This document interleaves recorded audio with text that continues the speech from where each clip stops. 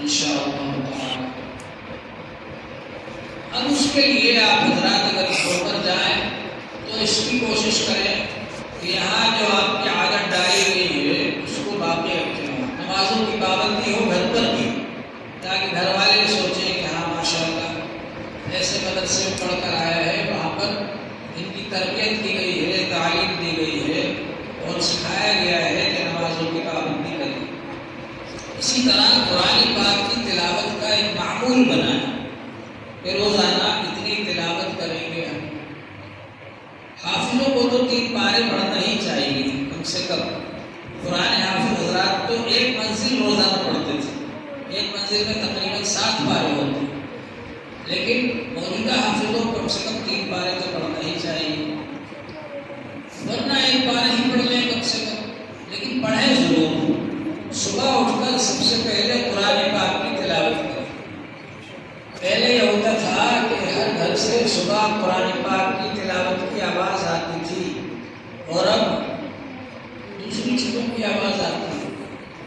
تو قرآن پاک کی تلاوت کی ہم عادت ڈالیں، گھر پر رہ کر بھی پڑھیں گے فجر کے فوراً بعد قرآن پاک انشاءاللہ۔ دوسری بات یہ کہ بڑوں کی اطاعت، والدین کی اطاعت، بڑے بھائی کی اطاعت،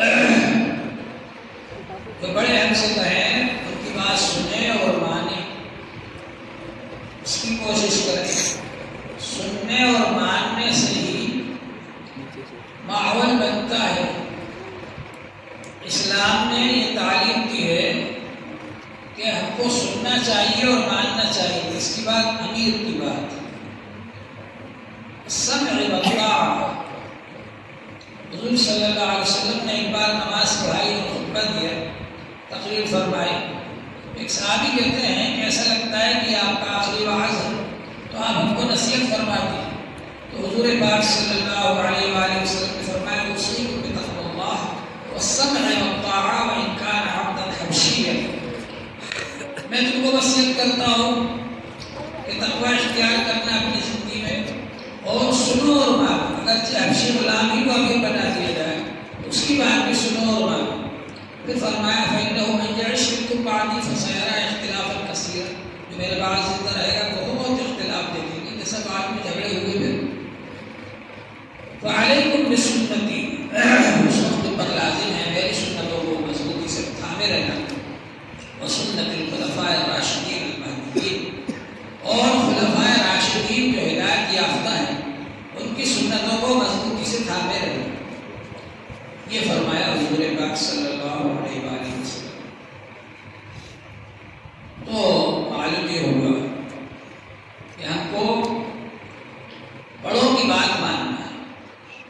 یہاں رہتے ہوئے ناظم صاحب کیا کہہ رہے ہیں، استاذ کیا کہہ رہے ہیں، ہمارے نگراں صاحب کیا کہہ رہے ہیں، وہ ماننا ہے، اور گھر جانے کے بعد والد صاحب کیا کہہ رہے ہیں، امی کیا کہہ رہی ہے، بڑے بھائی کیا کہہ رہے ہیں، بڑی بہن کیا کہہ رہی ہے، ان کی بات کو ماننا ہے۔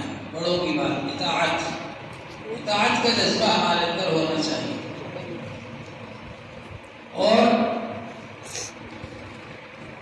مسجد میں پہلے سے پہنچ جائیں، اہتمام کے ساتھ نماز پڑھیں۔ ایک بزرگ تھے، ان کا بہت بڑا مدرسہ ہے، وہ کہا کرتے تھے ہم کوئی اشتہار نہیں نکالتے مدرسے کا، ہمارا بچہ خود ہی اشتہار ہے، اس لیے کہ ہمارا بچہ جب جاتا ہے سب کے بعد تک سنتیں پڑھتا رہتا ہے، لوگ خود ہی پوچھتے ہیں کہ بچہ کہاں سے پڑھ کر آیا، پھر وہ اپنے ساتھ اور بھی کئی بچوں کو لے کر کے آتا ہے۔ تو یہاں سے جانے کے بعد گھر والوں کے ساتھ، گاؤں والوں کے ساتھ آپ کا برتاؤ اگر اچھا رہا تو کوئی لوگ خود پوچھیں گے بچہ کہاں سے پڑھ کر آیا، اور لوگ بھی یہاں آئیں گے۔ تو گھر والوں کے ساتھ بھی اچھا برتاؤ ہو، پڑوسیوں کے ساتھ، گاؤں والوں کے ساتھ بھی اچھا برتاؤ ہو، اور اس کی کوشش کریں کہ وہاں پر آپ اچھے سے رہیں۔ خیر یہ باتیں تو بیچ میں آ گئی، اصل تو یہ کہ آپ حضرات سے دعا کروانا ہے۔ آپ حضرات پڑھتے ہیں ہر وقت، قرآن شریف پڑھتے ہیں، بہت سے بچے درود شریف بھی پڑھ رہے ہیں ماشاءاللہ، تو اس کی وجہ سے خیر و برکت آتی ہے، اللہ کی رحمت آتی ہے۔ اور بہت سے لوگ جن کا کوئی کام اٹک جاتا ہے، رک جاتا ہے یا بیمار ہو جاتے ہیں، وہ لوگ دعاؤں کے لیے کہتے ہیں کہ صاحب ہمارے لیے دعا کروا دینا، تو اس طرح سے آپ حضرات دعا کرتے ہیں سب کے لیے۔